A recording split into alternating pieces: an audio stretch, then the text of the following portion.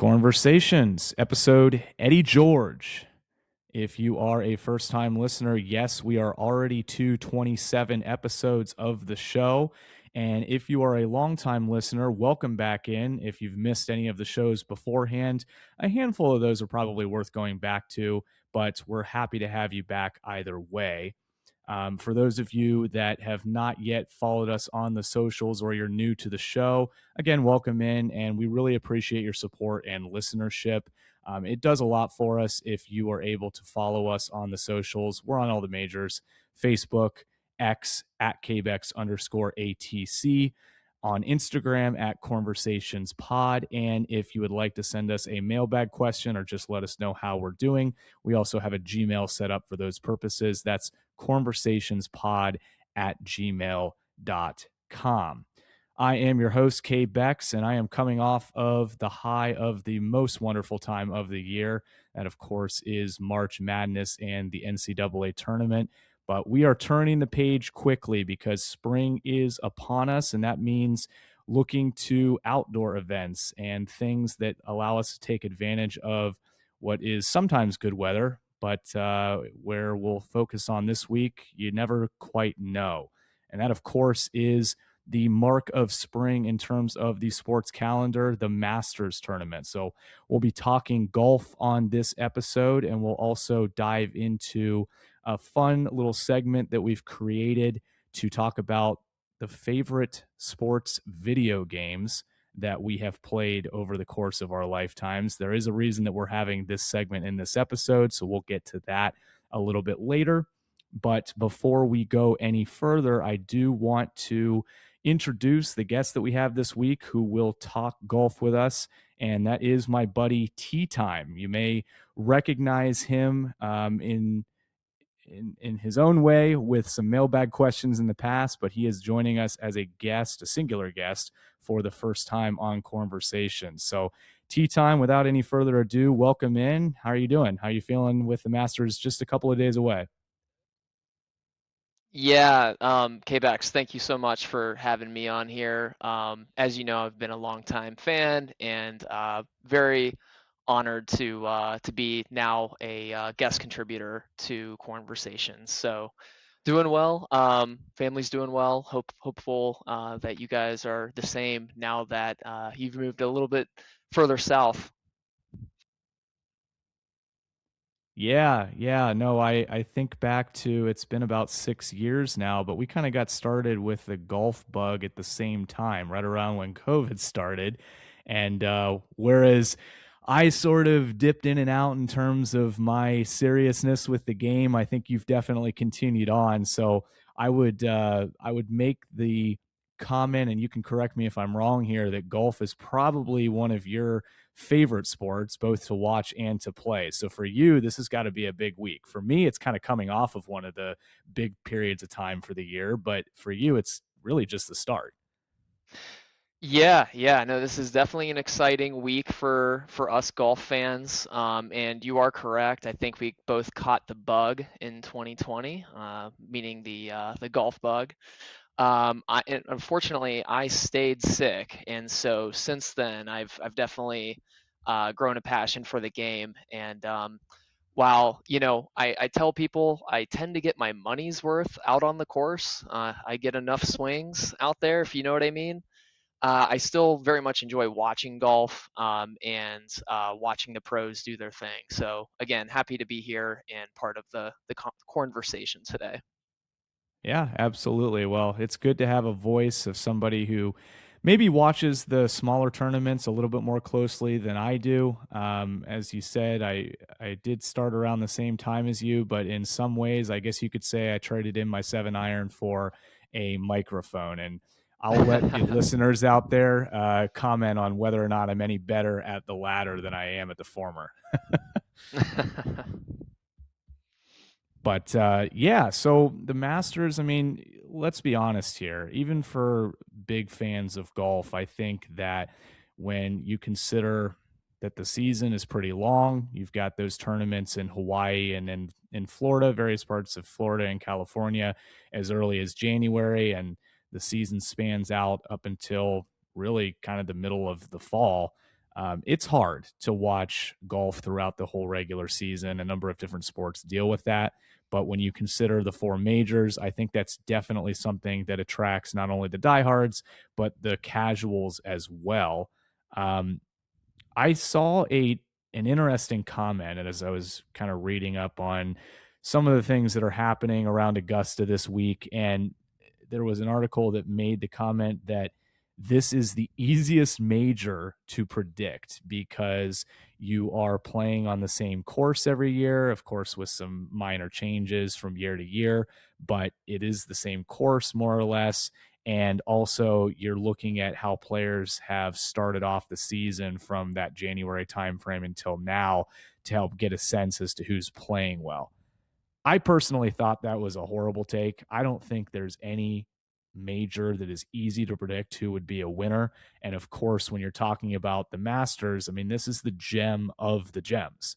This is the one that everybody wants to win. And there is no easy pick. What are your thoughts there? Do you think this one is easy? Kbex, I tend to agree with you. And I don't know who made the comment that it was an easy tournament to predict or an easier tournament to predict. If I'm steel manning that side of the argument, I could think to myself, well, players tend to play well at certain courses, and not that they couldn't play well at other courses, but if a player has a good history at a certain course, that can lead to more confidence the next time that they play. Sometimes even amateurs can feel that way about their local munis. So, I can see the argument from that perspective, but, to your point, this is the biggest tournament of the year. And, one of the four majors, it's the first major of the year. So, keep in mind the thing that makes it so hard with predicting this is that we are getting all of the players together really for the first time to play all in the same tournament. And we're talking live players. We're talking players like Scotty Scheffler and Rory who don't play every tournament. So maybe they've taken a month off to load management or just kind of focus on just this tournament.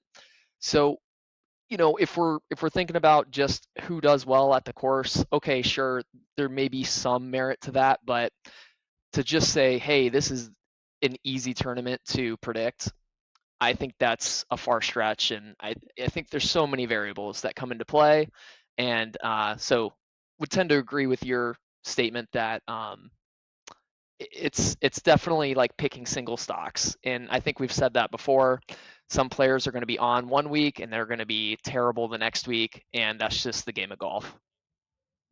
Yeah, absolutely. It is difficult from week to week to determine how these guys are going to do. I hear what people are saying in terms of the thought that if you're playing well, if you're peaking at the right time, then you may feel more confident going into a tournament. But in the end, it only takes a couple of bad holes for some of that confidence to unravel quickly. So my thought here is that when you look at the field this year, this potentially could be one of the more wide open fields that we've had at the Masters in a number of years. And I know you've got some thoughts on some players that you think might have a decent opportunity to take the crown here. Maybe we can just kick it off in that way. I mean, I like to maybe break down the pillars in terms of how you can try to rate these guys and who may have a legitimate shot to win it into buckets. And one of the buckets that you look at is how have these guys done at this course in the past? Very much so that can be an indicative feature of whether or not future success is in their box. Another thing is this is a course that requires good approach and great tact around the green. So you look at guys who are, green in regulation, high on the leaderboard there, and then also guys that are good with their irons in addition to having, power off the tee.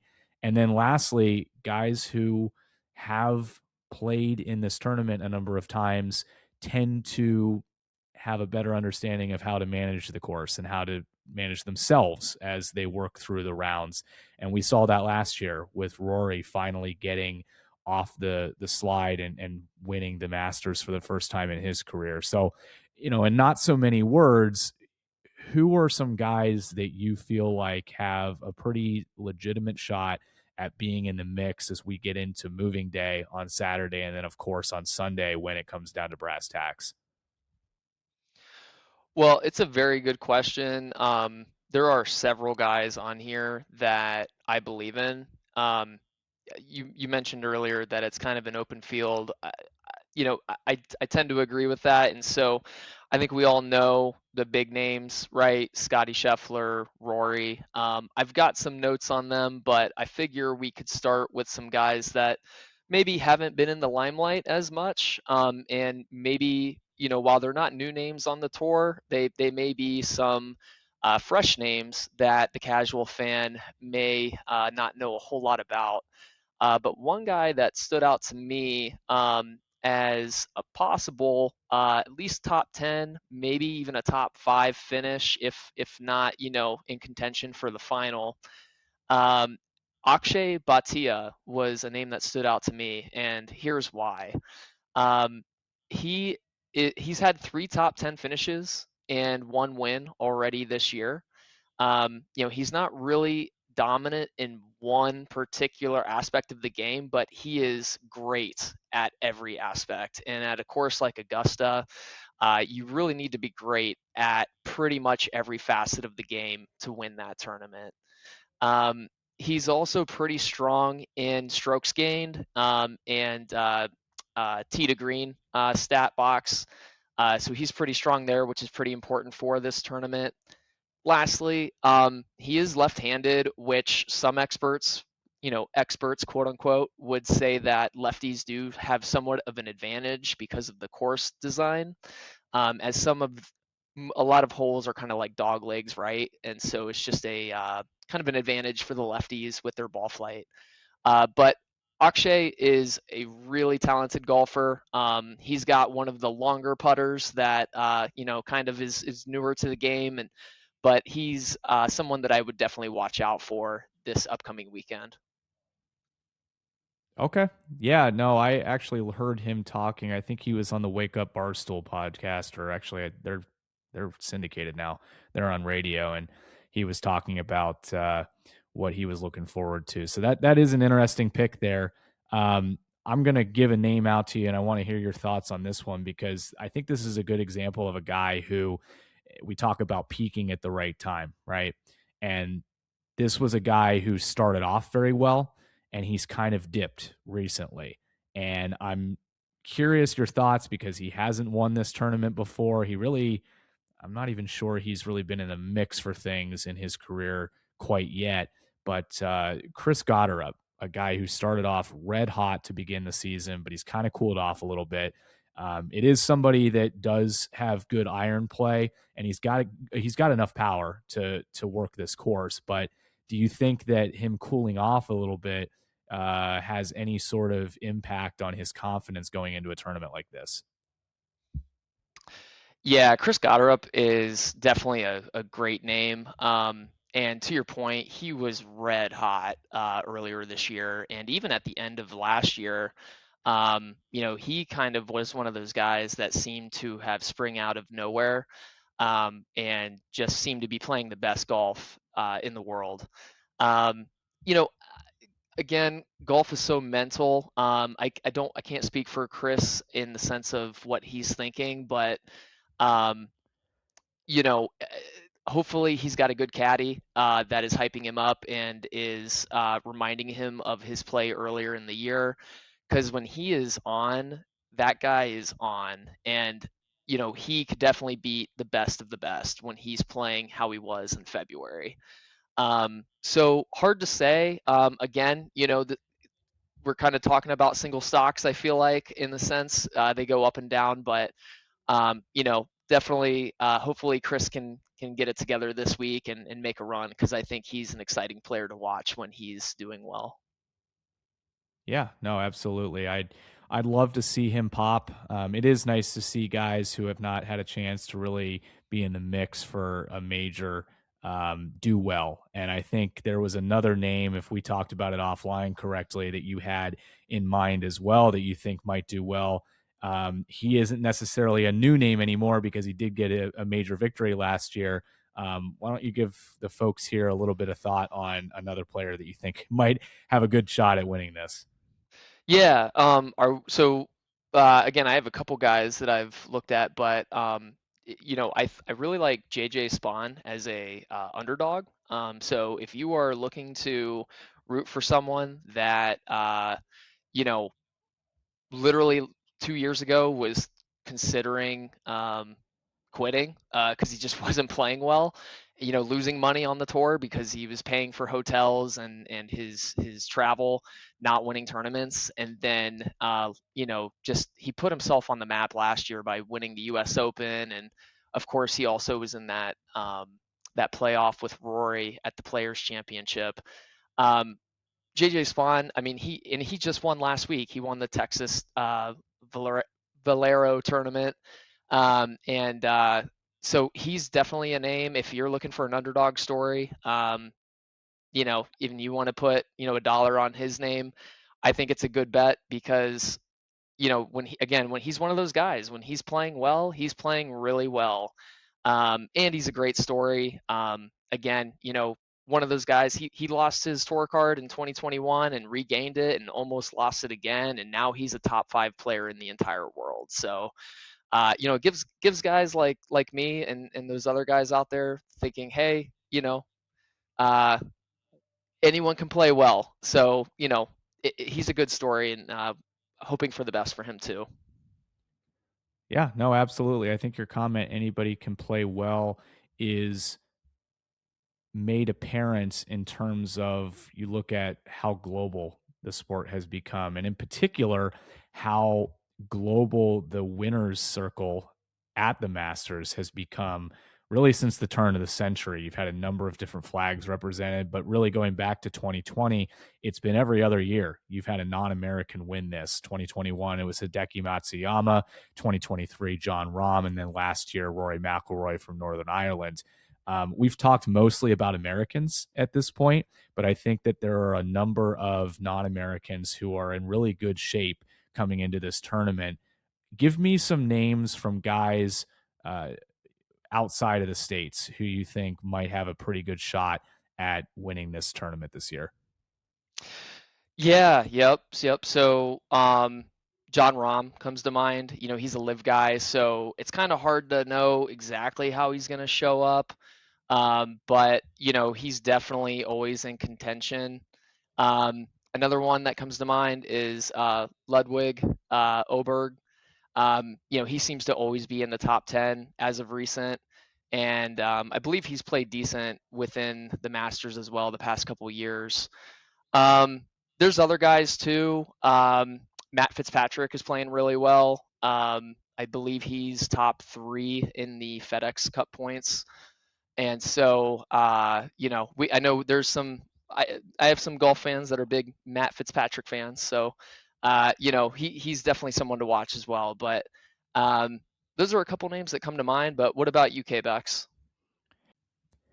Yeah, for me, I love Matt Fitzpatrick. I think to talk about a guy who is peaking at the right time, I think it's 2 straight tour victories for him. So he's definitely meeting that categorization in terms of guys you would look at. He is incredibly stable when it comes to Masters performances. I believe it's 10 straight top tens for him. So he's been in the mix for a long time at this tournament, and he knows how to carry himself. He just hasn't been able to quite break through yet, but he's certainly a guy who's playing well at the right time, and he knows this course well. So I don't think you have anybody in this field, you're talking about how wide open it is, that anybody is going to necessarily fear if they're behind them in the rankings and then they're working their way up the leaderboard. Maybe Scotty Scheffler could be the one guy who would meet that criteria, but Matt Fitzpatrick is certainly a guy who himself is going to feel quite confident if he's playing well and he's somewhere in that top 10 range as we get into Saturday. Yeah, totally agree. And while we're on this topic, I would be remiss if I did not mention Jason Day, Central Ohio's own, Australian citizen and native. Jason, he's always fun to root for.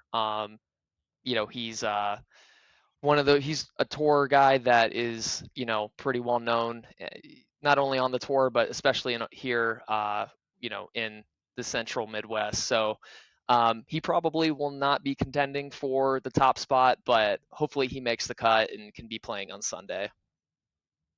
Yeah, no, absolutely. He is definitely a fan favorite here in the Midwest for the reasons that you talked about. I want to go back for a minute talking about something that you brought up earlier with regards to the live players that play in these tournaments.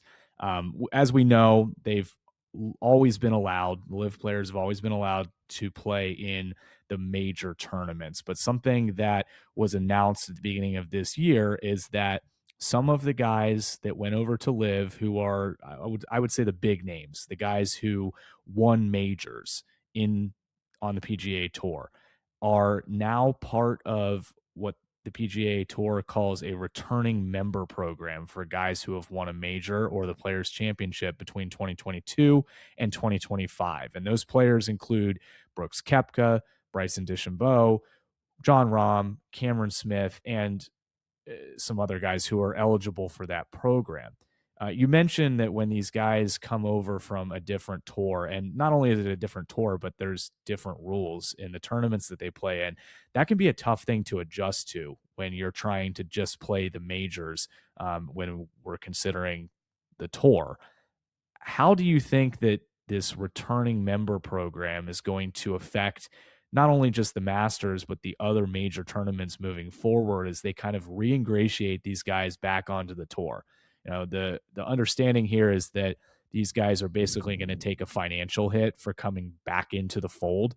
But in terms of them playing regular tournaments on the PGA Tour schedule and getting kind of reingratiated playing on that tour, I think it could be a good thing, and you might see some better performances from some of these guys when you're talking about the majors. Yeah, definitely. It's a good question. And I think, it obviously depends on the golfer themselves and their mental state. I know a guy like Brooks Koepka, for example, and he's self-admitted this on the Full Swing docuseries on Netflix. He kind of struggles with the mental game. And for a guy like him, it could be a tough go to get back into the tour. Not only from a schedule perspective and just playing, week to week instead of, maybe just a couple times a month, but still guaranteed hundreds of millions of dollars. You're now playing week to week, and not only are you competing for money again, but you're, also taking that financial hit that you mentioned. And then on top of that, you got the guys that are, held in the highest regard of the tour, such as Rory, maybe turning their nose up to those guys, maybe not publicly, but a lot of these tour players for the PGA have been pretty vocal about their disdain for the live and the guys that went there. So I can't imagine that it's been a total warm welcome from everyone, and that could affect some guys. Brooks Koepka comes to mind just because he came back this past year. For other guys, maybe it's motivating, but it certainly will be interesting to see as more guys come back. Because I do agree. I think uh, the live is it's not doing as well. I don't think as they were hoping. They still got some big names in Bryson and Dustin Johnson and whatnot, but really the best competition I think is still happening on the PGA Tour. I mean, is it too early to start calling the Live Tour a failure? I don't know if I'd go that far just yet, but I think that it's trending that way. And I think it's mainly because the American audience and possibly, and I again, I can't speak for the UK audience or the European audience, but they're just harder tournaments to watch. they're all across the world, which is interesting, but they're kind of at weird times, at least here in the States. And again, the rules are different. There's a team aspect to it, which, you know, that's kind of fun sometimes, but it's just a lot to keep up with. And for the average fan, I just don't think that they're as interested in it as the Live Tour creators were hoping for. Yeah, I mean, I know you and I have had this conversation offline in the past that I thought that the players and their names kind of making the PGA Tour run, if you will. Without the names of the players, people are not going to go watch the tournaments. It doesn't matter how prestigious the tournament is. It's really the players that make things run. That Hmm. Live did have some level of leverage when it came to just being able to buy these guys out a few years back. But I think what we're starting to find is that these players are looking at this tour that, yeah, they're paying them a bunch of money, but it's just not the same. It's not just that they're playing in places all over the world, and it's got to be tough from a travel perspective and from a physical perspective. But when you consider that in the end, a lot of these guys at the top level and most of the guys that were brought over to the Live Tour because of their name are really doing this sport to try to win majors. Hmm. I think you're putting yourself in a position where you're not able to compete for what you're really trying to win, what's going to give you a name years down the road when you're no longer playing, when you're trying to juggle this schedule that isn't really in lockstep with what the major schedule is doing on the PGA Tour. Yeah, exactly. The Live went after the top guys with the top names and the most brand recognition, and those guys saw the dollar signs, which is great. Again, I think most of us would take the money if it meant less work. But to your point, these guys are chasing rings, for lack of better terms. They're chasing championships, and that means majors in the golf world. And so these guys have the money now, and they're thinking about their legacy. And they're still trying to win majors, but if they're not competing up against the best of the best every week, when they show up to these majors, it's as if they just haven't been in the gym as much as the other guys. They're just, not to say they're falling behind. Obviously, Liv still has some pretty great players that are competing, but um, you know, I think some of these guys are recognizing, hey, I'm no longer playing against the best of the best, and while I'm making all this money, I'm not setting myself up for future success, at least from a wins perspective. Right. So as we head into the Masters week, I don't think that it would be a proper Masters lead up if we didn't have some conversation about Tiger Woods. And unfortunately, he did us a favor by bringing himself back into the news, even though he was unlikely to play or be a competitor for the victory this week. Let's talk about Tiger for a minute here. The suspicions of driving under the influence and the fallout from that from just a little over a week ago for the five-time Masters champion has had a number of players had to comment on him just in general. And a lot of these guys are friends with him, and it's unfortunate to hear the pain in their voices and the words that they're using to describe Tiger as he goes through his struggles post playing career and post surgeries and injuries that he's dealt with. Let's just talk about it for a moment. What are your thoughts here? Do we feel like we need to talk about Tiger as we go into it? I feel like we have to because everybody is, and it's so hard to just ignore something, especially with the timing of all of this and with the Masters being upon us. But this guy is really degrading everything that he's done in his career with what's going on off the course post career. Yeah, it's really sad. Almost 30 years ago, he was really the first diverse golfer that won the Masters and really kind of opened up the game to you know different fans and just different people with different walks of life, if you will, and kind of just showed, hey, like golf can be pretty cool. Like you're pretty athletic. And of course, Tiger was, the best golfer in the world by far. And he put himself, into the conversation of just being the greatest of all time. And it's just really sad because, now we're, in 2026 and, he's getting older and, the past several years, he's been in these tournaments, but has either withdrawn because of injury or didn't make the cut. And it's kind of sad because it's kind of like I don't know.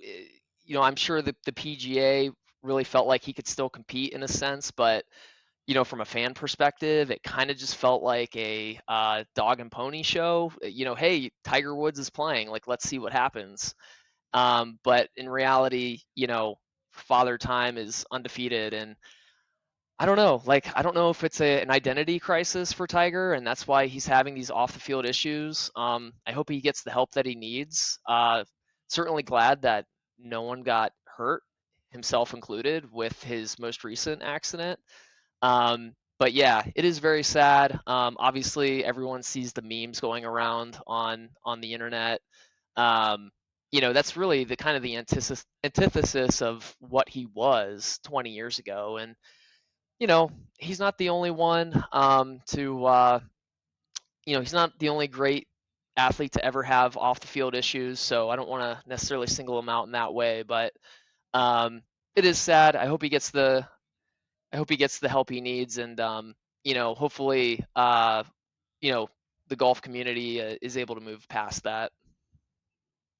Yeah. No, absolutely. You never want to see the downfall of another human being. And I think that's basically echoed in the comments that you're hearing from a lot of these other golfers as they're being asked about Woods as we lead up into the tournament. I'm sure it's something they're not particularly comfortable with, but they've got to answer it. They probably knew it was coming.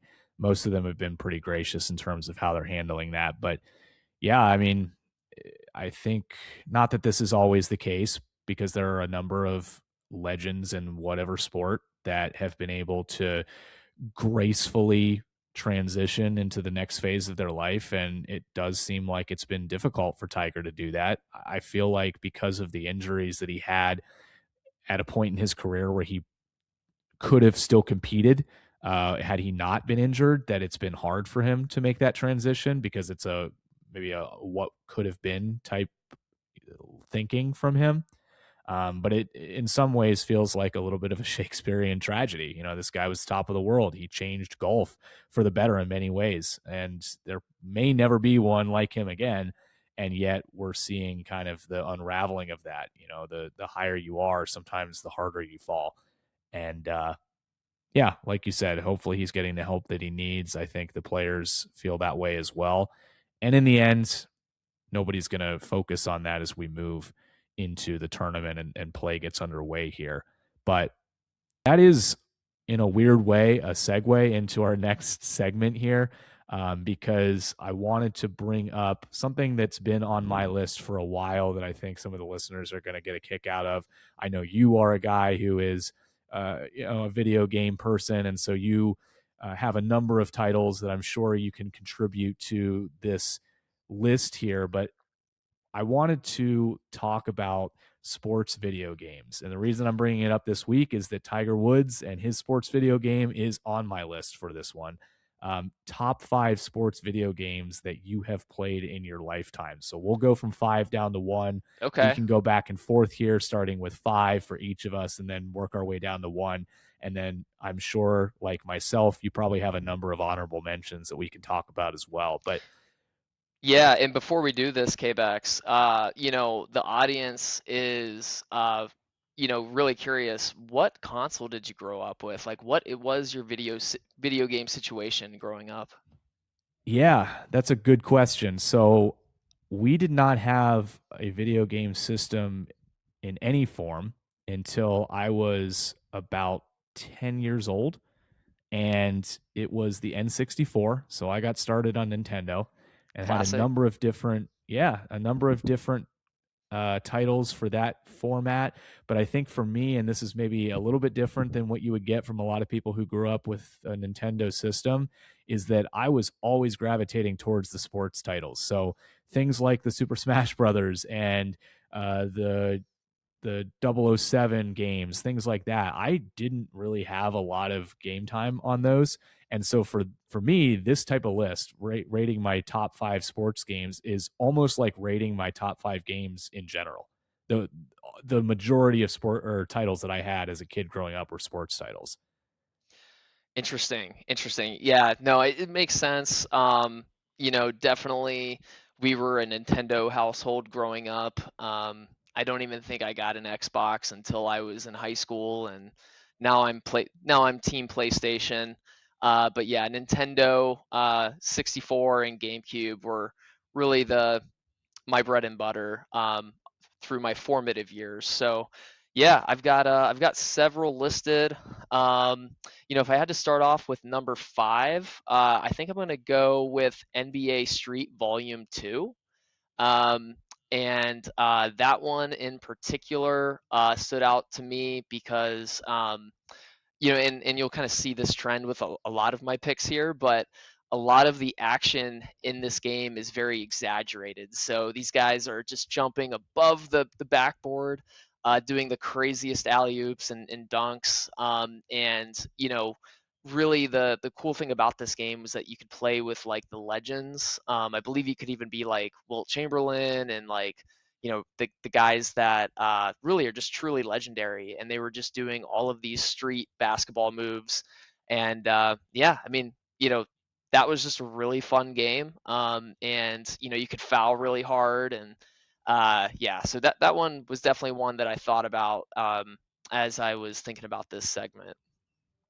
So, and I'll ask this again, or you can just qualify it for each of the ones that you do beyond this. But what console did you have that game for? Oh, well, Nintendo GameCube. Okay. Okay.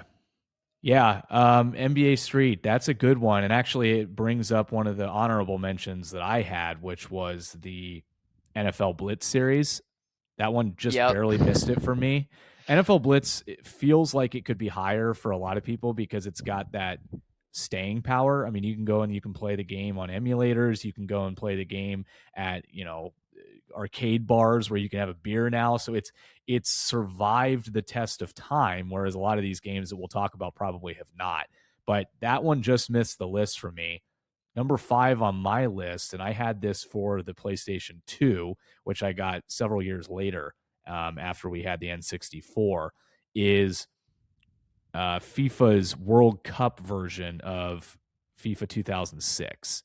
And the reason I had this one number 5 on my list is that I feel like a seminal moment in any kid's childhood where you have a game system is buying that game from the store that you paid for with your own money, and you get to sit on the way home and just kind of look at the back at the little uh screenshots of the gameplay that they used to put on on the back of like PlayStation 2 game console packages. And that's the game for me that comes to mind when I think about that moment is FIFA World Cup 2006. I had a hard time going back and forth between this title and the 98 version from the N64 because I had that game as well. And I feel like a lot of people probably liked 98 better. But for me, when I think about a game that I actually paid for and one that I was like sitting in the back seat, just couldn't wait to get home and pop into the system, FIFA '06 was that one for me. And I remember playing it all summer as the tournament was going on. At the time, I wasn't even that big of a soccer fan, but for whatever reason, that game I was hooked. I was all about soccer that summer. Well, people tend to appreciate things that they bought with their own money, so that makes sense. But do you think that was the game that did get you into soccer long term? No, I wouldn't say that. I don't think that a video game got me into soccer long term. What actually Okay. got me into soccer long term was giving the World Cup or the domestic leagues a try after the 2014 World Cup, and then also starting to buy the knockoff jerseys. That was the other thing that did it for me. Yes, yes, that is definitely on brand. Okay, well, I will move on. So for number four, I have Mario Baseball. And this was on my list because, again, Nintendo household for sure. My brother and I played this game pretty competitively. There would definitely be times where he would beat me and or I would beat him, and then we would not talk to each other for the rest of the evening. It was that competitive. Um, and the cool thing about Mario Baseball 2 was that I think they did a great job of giving each player different strengths, and also they kind of incorporated a very basic chemistry into the game. So depending on who you picked and who was in your lineup, you kind of got like a chemistry boost from those players. And my favorite player was actually Boo, who was a great pitcher. But definitely a good game. Highly recommend Mario Baseball. Coming in at number four. If I remember correctly, I came into your room when we lived together in college and saw you playing that game a number of times.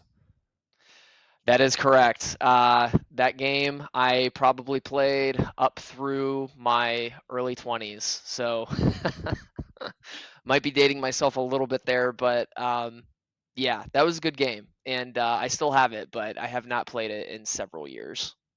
The type of game where fine motor skills are encouraged but not required. I'll let the listeners come to their own conclusions about what that means. All right, for me at number four, and this is why it makes sense having it this episode, I have Tiger Woods PGA Tour 2005 for the PS2. And similarly to my number five pick, where I was going back and forth between two different titles that were associated with the same sport, I did also go back and forth between this one, which was more of, I would call, your realistic golf experience, and then another game that I played for the N64 called Waialae Country Club True Golf Classics, which was a take on a golf simulator, if you will, for the N64 series, but it didn't have any of like the real PGA players. You couldn't really create your own player and build them up in terms of their skills. All things that were, I think, hallmarks of the 2005 series title for Tiger Woods. And that game, even though I wasn't a big golf person at the time, I had really honestly never even picked up clubs when I first bought that video game or got that video game. It it made golf cool. And going back to the conversation we had a little bit earlier about Tiger, that for me is what made Tiger Woods cool to me. That's what made golf cool. It was all kind of wrapped up in one. And so I think that kind of speaks as well to the impact that Tiger Woods had. If you weren't a guy who was watching golf or playing golf because of him, maybe you picked up a video game title because of him. But one other note I will make about my honorable mention in that regard, the Waialae Country Club game, is that my brother actually lived in Hawaii for a few years and got to go to the Sony Open, which is held at that course. And so I now have a polo with the Waialae Country Club logo on it, which I think is pretty cool and like a full circle moment, given that I played that game almost 30 years ago at this point. Yeah, that is really cool. I never got a chance to play that game, unfortunately, but I think the mechanics from what you've described and some of the golf games I've played more recently, I don't think the mechanics have changed a whole lot. Maybe just the engine and the graphics, but sounds like a really cool game, and certainly uh, sounds like it should be on the list there.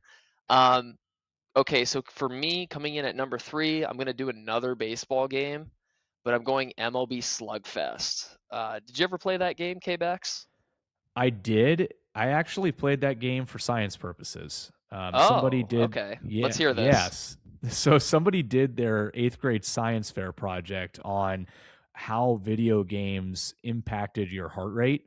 And so they would take your heart rate as you were playing these games. And one of the games that they played was the MLB Slugfest.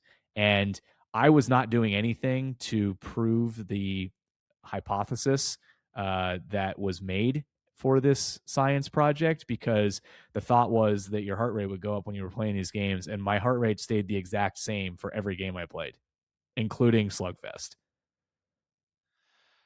Well, that must mean that you're a sociopath. No, I'm just kidding. But no, that game was awesome because you could like go up and beat up the pitcher. You could be like, like the mascot of the team if you got a certain code right. You could be bobbleheads. There was actually a lot of violence in that game, which, I don't know, maybe I was too young to be playing that, but dad didn't seem to care as much what I was playing back then. But definitely a really good game. I miss it. I don't think there's quite a game like out there like there. I don't think there's quite a game today that I've heard of that's quite like that. Even the announcers were kind of let's say not politically correct all the time. So definitely a good game, but yeah, it made my list as my number three.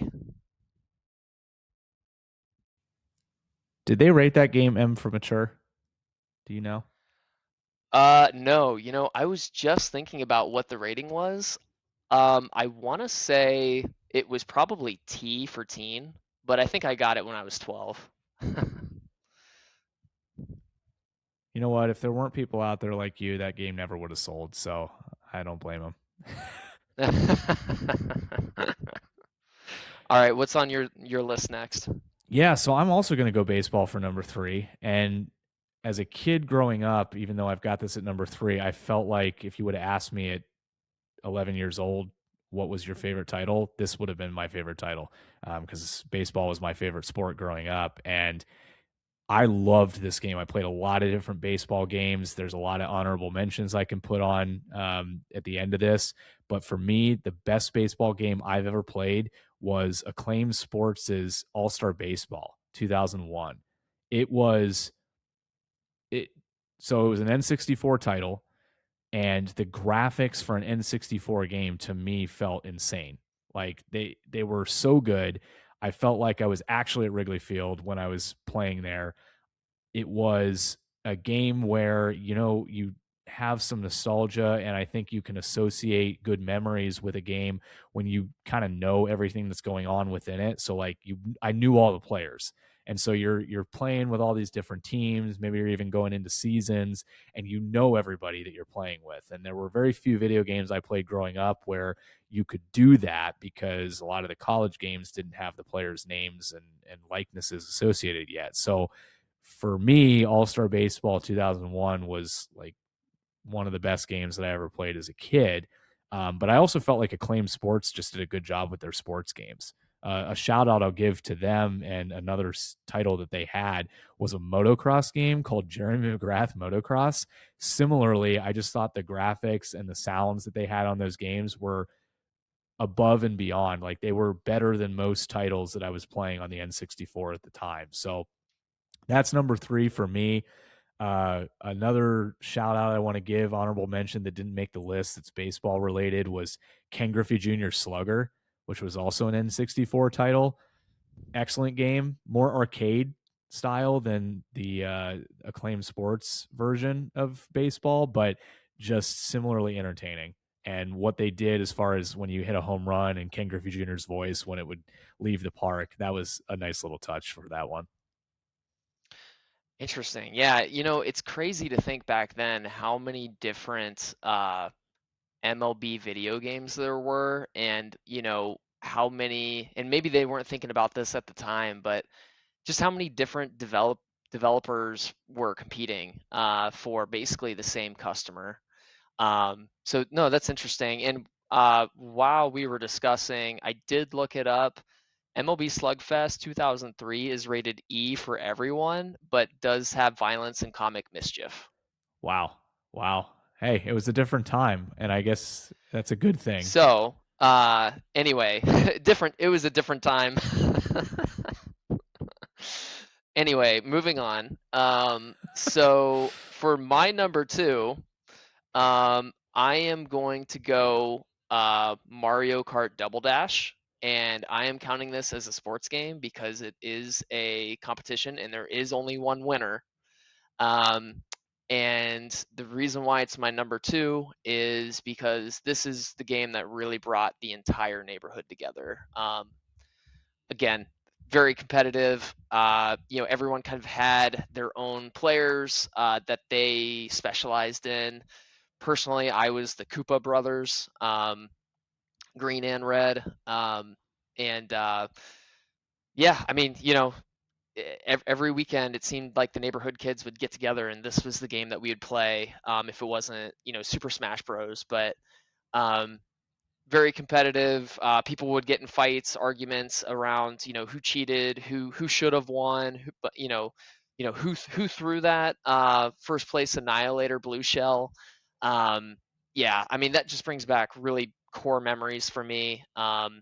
And for an honorable mention in the same category, I will also mention Need for Speed Most Wanted. Um, and again, it's a racing game. It's not really maybe your standard sports title, but still a racing game that you would compete against the computer.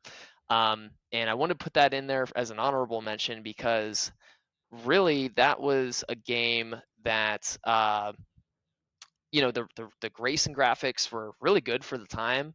Also, you could like run away from the cops, which I thought was kind of interesting because again, it's only T for teen. um, and if they didn't copy some other popular Xbox games out there, they were definitely one of the first ones that kind of incorporated some of these vice lifestyles. But anyway, that's an honorable mention. Need for Speed Most Wanted, but Double Dash coming in at number two. I do want to say one thing though about the Need for Speed series because you mentioned that you could get chased by the cops. I I think you could also be the cops in the series. Am I incorrect on that? I don't remember that. I do not remember that. I don't think you can be, but I can look that up again. Yeah, look that one up. And I do apologize if I cut out there. That's all right. We're just an amateur podcast here. No worries. Yeah, why don't you All right, look while that I up? look this up, you go ahead. Okay, so number two, and before I go into number two, I will talk about my racing games that didn't make the cut. So I have no racing games on my top five, oddly, for some of those people that know me well. But I did have a couple of honorable mentions on that end. NASCAR 2005 Chase for the Cup was probably my favorite NASCAR game. That one was the first time that I can remember because I didn't have Dirt to Daytona, which was another series I know that did this, but you could play as not just the Nextel Cup guys in Chase for the Cup, but you could also play as the Busch Series guys, so the lower minor leagues, if you will. You could play as Truck Series, which to me was really cool at the time. And then they even had a Featherlight modified series that you could play as. And when you did the career mode, you would start in the Featherlight and then you would move your way up into the larger series based on how you performed. But that's an honorable mention one. What I have for number two, and to kind of be a juxtaposition against what you were saying as far as a game being what got the neighborhood together, this game for me is what took me away from other people. I spent so much time playing this game on my own that I think I became a hermit for an entire fall. And that was NCAA football 2006. I had this one for the PS2. I think this is generally regarded as one of the better EA Sports college football titles. It was, I think, a new engine as far as graphics were concerned, so it did feel like a better package, if you will, from a graphics perspective compared to some of the titles of old in the series. But the reason that I listed it so high is that I spent a ton of time, even into my early high school years, playing this game, trying to create what was happening in the actual college football season on the video game so that when it came to bowl season, I could try to convince my brothers to play the bowl games with me, which lasted all of about 4 games before we fought with each other so much that we couldn't do it anymore. But I did put hours and hours into that game. I had a career mode where I was coaching Boise State, Ohio State, and Rutgers simultaneously. But that one is number two for me. And it was one of the last series that I can remember playing with any regularity. I stopped playing video games regularly after high school. And so this was like one of the last games where I really put some wear and tear on that disc. Yeah, the EA Sports games, and they're good today, but before they had to go on the decade-long hiatus around player likeness, yeah, I mean the games back then were really pretty good. I don't know if they still had like my player mode that early on, where you could go to class and whatnot. So Yeah, so '06 was the series or the game that started off the Heisman mode where you could create your player and you did the class yes. stuff and tried to get your player to win the Heisman trophy. So that was a fun, I guess, avenue that you could take. I always went franchise mode, but in terms of franchise mode and what you could do on the offline side of things, I felt like that was one of the last games where offline mode was so in depth that it made it worthwhile to do something like what I did, which was basically play the game by myself all the time. I feel like now these series, there's so much surrounded around trying to build teams with, the money that you can pay extra to get certain cards and players and all that good stuff, that the individual career modes and things like that have really taken a back seat on the newer series. But for '06 NCAA football, that was not the case at all. It was a as in depth as it felt like it had ever been for that particular franchise. Yeah, no, definitely. That's definitely a good one. And again, I was kind of following up on our question around Need for Speed. So you cannot officially play as the cops in that game, but you can use PC mods or extra option trainers to drive police vehicles. And it looks like there was also a 2012 reboot that does allow you to play as the cops in multiplayer.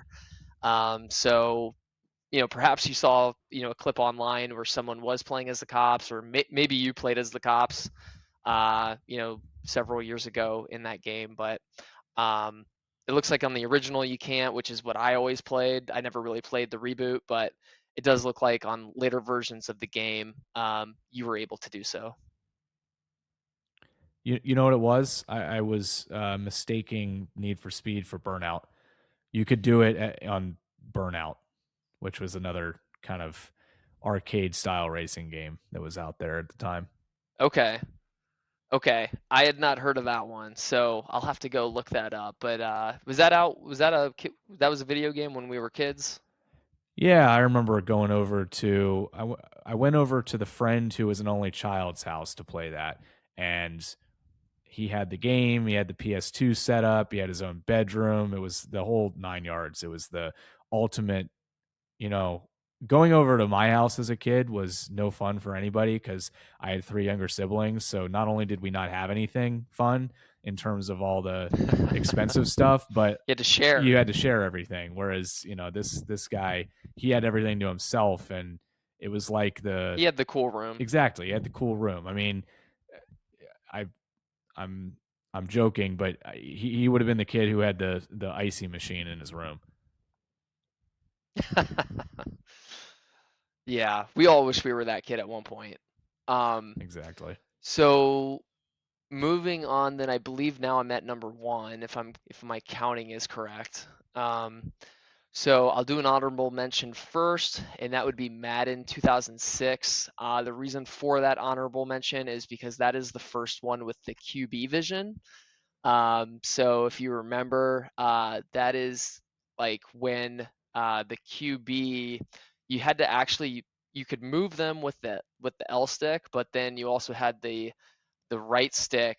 At least on the GameCube, it was a small yellow joystick, and you actually had to like physically move the QB's head to point at the um, at the receiver that you were throwing to make a good throw. And of course, if you were Peyton Manning, his vision was basically the entire field, so you didn't even really have to worry about that function. But if you wanted to play as Michael Vick, they made it more challenging than they did the year prior when they had not introduced that function. So I don't know. I thought that was a cool honorable mention. But my number one, and this was an honorable mention for you, Bex, but this is my number one here. NFL Blitz. Really the first game I ever got into on the N64. I remember being 5, maybe even 4, and begging my dad to go to Blockbuster to rent that specific game. And I think I begged him so much that eventually we just ended up buying the game from Blockbuster so that I could just play it and stop bothering him. Um, but I mean, as a kid, again, it was kind of nice. It was a simplified version of football, and obviously the tackling and the mechanics are extremely crude and exaggerated. But when you're that young, that's exciting, and it's partly nostalgia, partly again, as you mentioned, it's a very common arcade game to find at the bar, or the 16-bit around town, um, and it's just an overall very fun game. It was the first game that got me into sports video games, and that's why it's number one. It'll always have a special place in my heart. Yeah, I mean, I'll make a comment about the Blockbuster days because I feel like nobody under a certain age would ever make a top 5 list for their video games because it doesn't hit the same way as if you had to somehow work to get the games before you could play them. Because I was the same way, and All Star Baseball 2001 was the one on my list where I rented that so many times from Blockbuster that it just made sense at some point to buy the game. You had basically paid double to rent it over the course of the 2 years or so that I was doing so before we actually bought it. The other thing I'll say about Madden '06 is that paired so well with NCAA '06 because for me, what was great about the Madden game, which I also had, was that you could export your rosters from the college game and you could move it onto the Madden game. So your Heisman guy that you created in NCAA '06 could then be exported into the NFL version of the game. And they never quite got the physical representations of the guys correctly when they would do the exports. Like you'd have a guy that you created on the college game and he'd be like all buffed out or whatever and have 99 speed or whatever that may be by the end of his senior year. But then when they got him exported into the Madden game and he got drafted by some team, he'd be like 40 overall in speed and he'd be this little stick. And so it was kind of weird how they how they transpose those guys onto the different games. But I agree with you. '06 NFL, the Madden version was a really good game. Um, okay, so number one for me is another game that I spent a ton of time playing as a kid. I guess it was high school, early high school. Was a series that the 2K brand had, and this is before 2K NBA became big, in my opinion. I never really was into the NBA games, but I did love the 2K college basketball game, and specifically 2K5 that I had for the PS2. I played that game more in terms of its career mode, where you would create a coach and you would start at a low level program and try to work your way up, than I did in any other series, and that includes NCAA '06. I went from the 2004 2005 season, which would have been the first year in that game, up through about 2020. So I played like 15 years worth of a career mode on that game, which is insane when you Wow. think about like how long that would have taken. And I always make the jokes whenever a team from a smaller conference makes the tournament, the NCAA tournament. I always joke that I'm rooting for my former team. So Texas Southern, South Florida, New Orleans, which consequently is no longer a Division One program or wasn't for a few years. I think they came back recently, but uh, Auburn, all four of those teams I had coached in that game. And yeah, just brings back some of those memories that I talked about with NCAA '06, where I was either sitting in my basement or sitting in my bedroom with a 32-inch tube TV playing this career mode, trying to move myself up into a bigger conference. But that game was great. And the 2K series were super underrated at the time, I felt like, because EA was I think most people played EA when it came to the NFL series and the college basketball series when you consider EA March Madness and Madden. But the 2K NFL series and the 2K college basketball series were wildly underrated. Like they had a great graphics engine. I think it was Sega that was involved with that as well. And they did a really good job. Like comparing the two, because I did play all four of those games, I felt like 2K was the better of the series, but people generally speaking leaned towards the EA series when they had to choose between those two sports. Yeah, no, that's a good point, and I do agree with you on the graphics standpoint. I don't know, it's possible because we were using the big box TVs that, and again, I'm not an IT guy, but the graphics back then at least looked very realistic. And of course, if you were to look at the graphics today and compare it to, you know, the versions of 2026, um, you would look at that and be like, oh, well, this is clearly, inferior. But back then, um, I mean, I don't want to say it looked like real life, but it looked really good to your point, and I do remember that specifically about that time frame. You know what was something that I always thought was kind of unusual about the video games from the mid 2000s is that when you would try to create yourself on the game, which I'm sure everybody did at one point or another, and and this is not meant to be an insensitive comment, but if you were white and you tried to create yourself on a basketball game, you had a hell of a time trying to create yourself and not make yourself look like just like the ugliest dude imaginable because the features were not set up for white dudes in those games. Well, I will say this. I did create myself, I believe, in an NCAA football game, and I want to say it was like one of the last versions, and I forget which year it was, but it was like one of the last versions where they quit making them because of the likeness issue.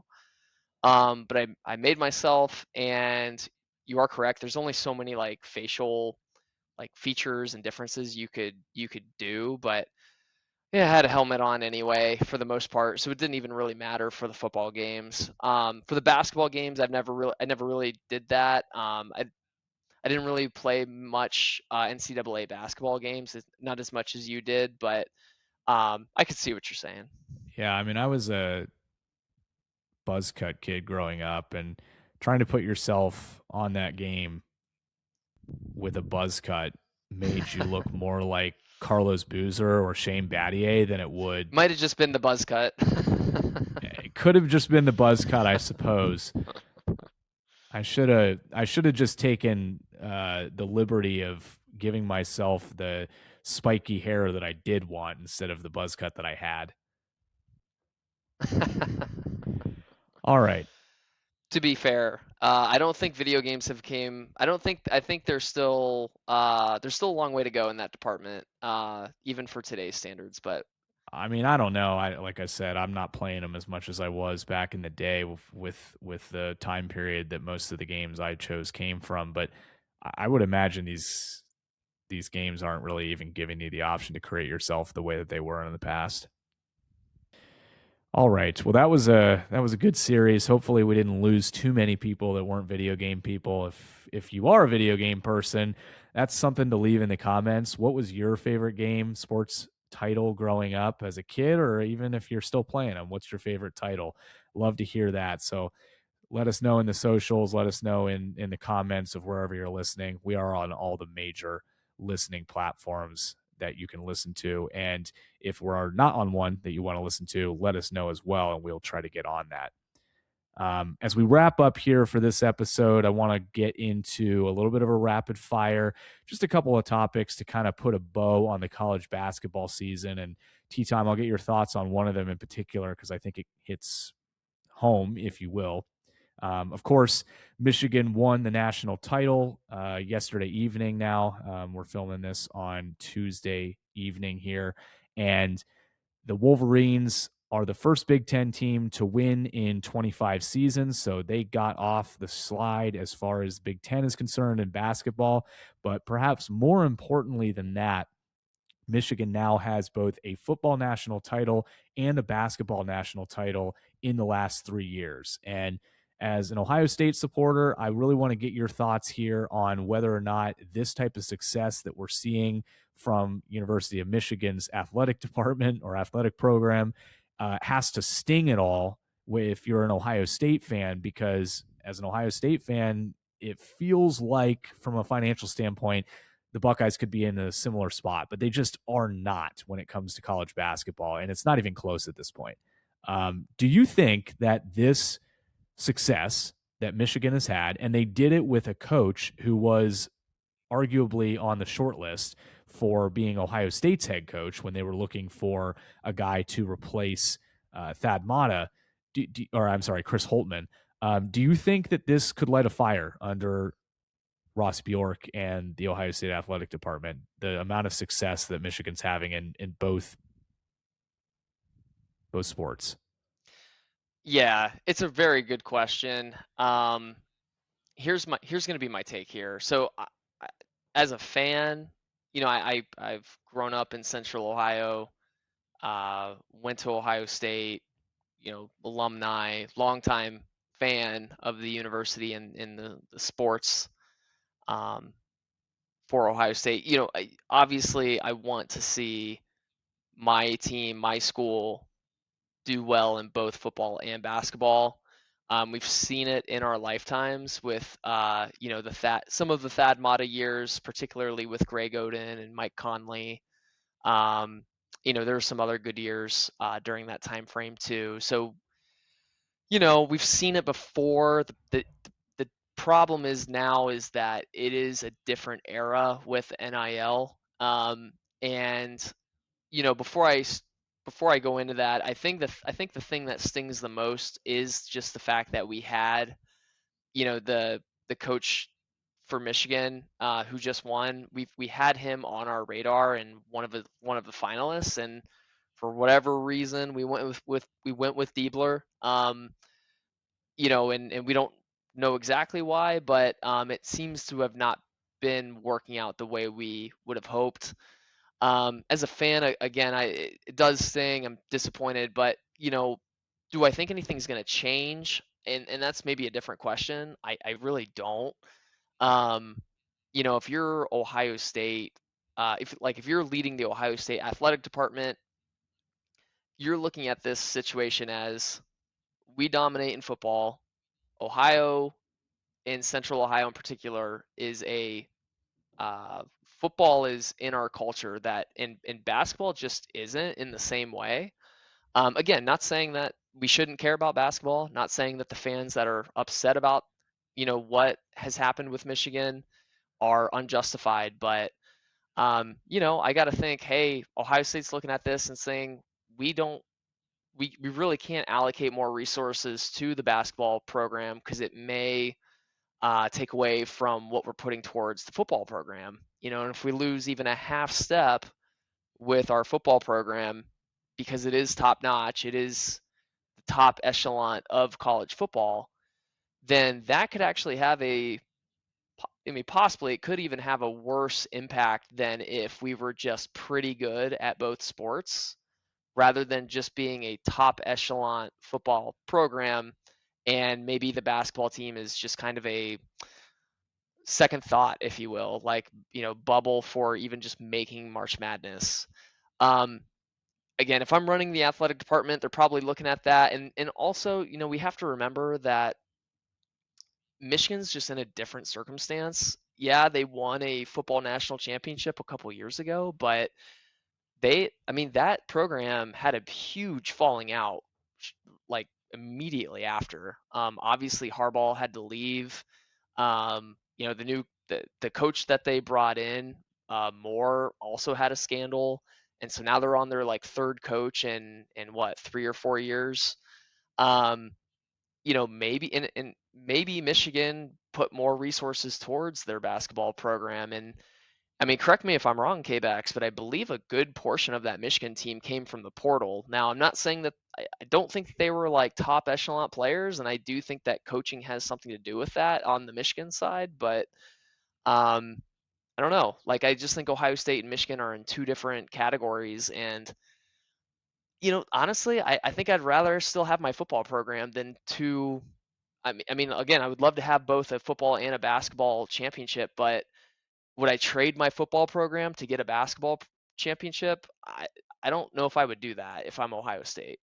I think I understand your sentiment, which is that you'd rather have football be number one, if you will. And Ohio State is. They're the top program in college football with regards to putting the resources towards the program that are required to maintain that number one position and not lose a step to anybody who's also going to try and put resources towards it.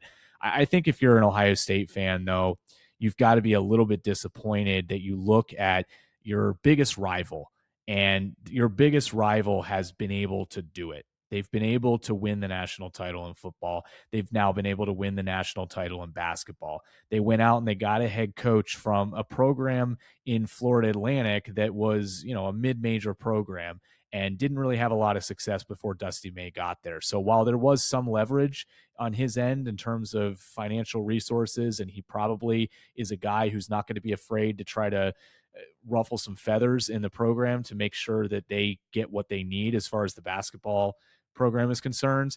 I think that you look at what they got and you go, yeah, it feels like Ohio State could have gotten it. Maybe they can't go get a guy like John Calipari. I think that would have been asking a little bit too much, or he would have been asking a little bit too much of the program if he had been part of it. But Dusty May, was he a guy who was going to ask for more than he could really bite off as far as Ohio State is concerned?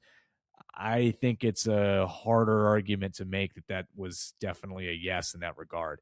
The other thing that I'd like to point out, and this is what I think is maybe the most difficult thing to swallow, is that when you consider Ohio State's success in basketball over the course of the program's history, and this does not include vacated Final Fours. So you've got a Final Four that was taken away out of this list. But outside of the blue blood programs in basketball, North Carolina, Kentucky, UCLA, Duke, and Kansas, Ohio State has more Final Four appearances all time than anybody else in college basketball. And so they are a program that is on the precipice. That's right there in terms of being a program where you can have it all. You can have basketball at its top level, and you can, in theory, have or football as well. And that's, I think, what hurts is that when you have your biggest rival do it in the span of a 3-year period, it starts to really bring up the tough questions about whether or not focusing on the basketball program is a recipe for success in terms of keeping people in the building when it comes to supporting that program. But shifting to another story that kind of is a similar situation, but kind of also, I think, accepting that it was not working and they had to move in a different direction.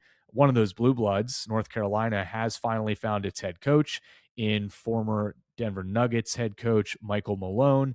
This is a guy who has some experience coaching at the college level as an assistant, but the majority of his accolades have been achieved at the professional level. This comes after a number of different rumors that North Carolina was going after coaches that had made their name at the college level, such as guys like TJ Otzenberger at Iowa State and Dusty May, even at North Carolina. So, thoughts on this tea time? North Carolina, a team that has really struggled since making the national title game several seasons ago, when Hubert Davis was just starting out his head coaching career there. They've now gone a different direction. It's not common for North Carolina to go outside of the Tar Heel family to find their head coach, but in this case, it feels like they are admitting defeat to an extent and trying to find someone who knows how to clean up messes, if you will.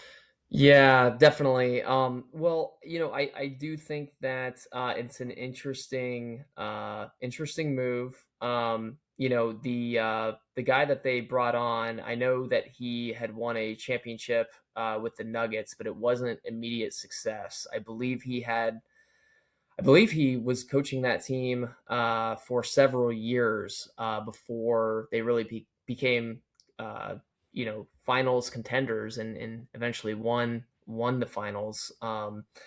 So he's seen success. It'll be interesting to see if UNC expects a turnaround immediately because I don't even think that's what happened with their hire when he was in the NBA. But definitely an interesting pick. I mean, obviously, we saw the football team at UNC hire Bill Belichick, which was an interesting pick. So, um, yeah, I don't know. I mean, they're definitely going for more professional level coaches, and maybe their strategy is, hey, we have now a guy that has seen success at the next level, and you know, we can bring on the freshman in college and prepare him for the next level because we have a guy that has seen success in the NBA. So maybe that's the thought. To be totally fair, I'm not as well versed in this area, but I'm curious to know your thoughts also, KBEX. Yeah. So my thoughts on this are that I think the North Carolina boosters and the athletic department probably has felt like it's gotten a little incestuous and it was time to clear house a little bit. Obviously, the Hubert Davis hire was a little bit surprising when it happened and it had some initial success, but you could argue that the success was maybe even left over from what was there previously. So I think it was kind of a slow but steady downhill trajectory when Hubert Davis was there. A couple of first round exits in the tournament before he was let go after this season. And I think they're looking for a guy, and they probably have one in Malone who knows how to bring stability to an organization. It may not even necessarily matter that he hasn't run the show at the college level. He knows stability. And the other thing that he knows is how to coach professional players. So, to your point about being able to attract that level of talent that is going to be expected at North Carolina, but also they're going to have a leg up on some other people because of the financial resources they'll put towards it and also because of the history that the program has. I think he's going to get the players he needs to be competitive very quickly. And you made a point that maybe they are not expecting success immediately. I think at North Carolina they are. And I think that they're probably going to get it with this guy. So it was a little bit of a surprise, maybe, to go outside of the family, if you will, to go and get their next head coach. But I think it's a good move for North Carolina. And I do think that they need to do something like this to kind of keep up because Duke has found their guy. Obviously, they found him in house with Shire being a guy who played at Duke. And you've seen a number of other programs, actually, particularly in the ACC, who have gone to get somebody that was known within the program. Most notably and recently, Syracuse has gone back to get Jerry McNamara. But I think this is a good move for North Carolina, and I do think they're going to have success. And frankly, college basketball is better when North Carolina is competing for titles. Um, so that's the rapid fire for this week. Again, I thought it was a great NCAA tournament on the whole. Not as many upsets and Cinderellas this year, but as far as the tournament having that wide open nature, I think it lived up to that billing that we talked about before the tournament. And I think we did get some pretty decent games as we got down to the final round. And that title game maybe wasn't the cleanest and prettiest game, but it was an entertaining one in that you had a lot of experience on the court between UConn and Michigan. Tea time, before we wrap up for this episode, I don't think that we really explicitly called it out when we were talking Masters earlier, but I do want to get your pick for who is going to lift the trophy this coming Sunday in Augusta. Yes, KBEX, I'm happy we brought this full circle because I was just thinking about that. Okay, so the guy that I'm gonna pick, maybe an obvious pick, but it may not be as obvious as a name that people have actually heard. But I'm going with Jacob Bridgman. He is the putting leader for the PGA this year. He averages 1.3 putts per hole, and he's only three putted 3 times this entire year in almost 600 holes. They do say drive for show, putt for dough. Jacob Bridgman really does embody that. He's also the leader in earnings for the PGA this year. Additionally, he has not missed a cut yet. I believe he's played in 8 tournaments and he's made the cut every single time. He's had 4 top finishes and already 1 win this year. And then I will leave your audience with this. I saw a interesting stat online that said the last 4 Masters champions began the tournament this week. Everyone, it's kind of late. I'm tired. I'm old. So I'll restart. The last 4 Masters champions began the tournament as the leader in the PGA Tour FedEx Cup standings. The FedEx Cup leader going into the 2026 Masters is Jacob Bridgman, who's making his Masters debut. So I'll leave your audience with that. I'm going with Jacob Bridgman. His first Masters ever, but he is definitely the best putter out there right now. So we'll leave it at that. Okay. Well, yeah, that is definitely an out there pick. I would not have guessed that. I don't know what the odds are on him, but my thought here is going to be a similarly, I guess you could call it long shot, unless Bridgman's got lower odds that I would anticipate. I'm going to go with my boy Tommy Fleetwood. I think he is playing well enough to be in the mix. He is a guy who maybe started to shake off the cobwebs and shake off the nerves when it comes to finishing on the big stage last year. And I just have a hard time rooting against him. So plus 2,500 odds that I saw earlier in the week for those of you who are looking to put a little coin on something, not a bad payout if you were to take Fleetwood and he gets the job done. But Tea Time, thanks again for joining. Sorry we've had a little bit of audio issues to the listeners. I'll try and get that cleaned up as much as I can in the editing process here, but hopefully you guys enjoyed the show and had a number of things to consider as we get into the major season as far as golf is concerned. So enjoy the Masters or whatever you're watching as far as sports are concerned this weekend. And until next time, take it easy, Shuckers.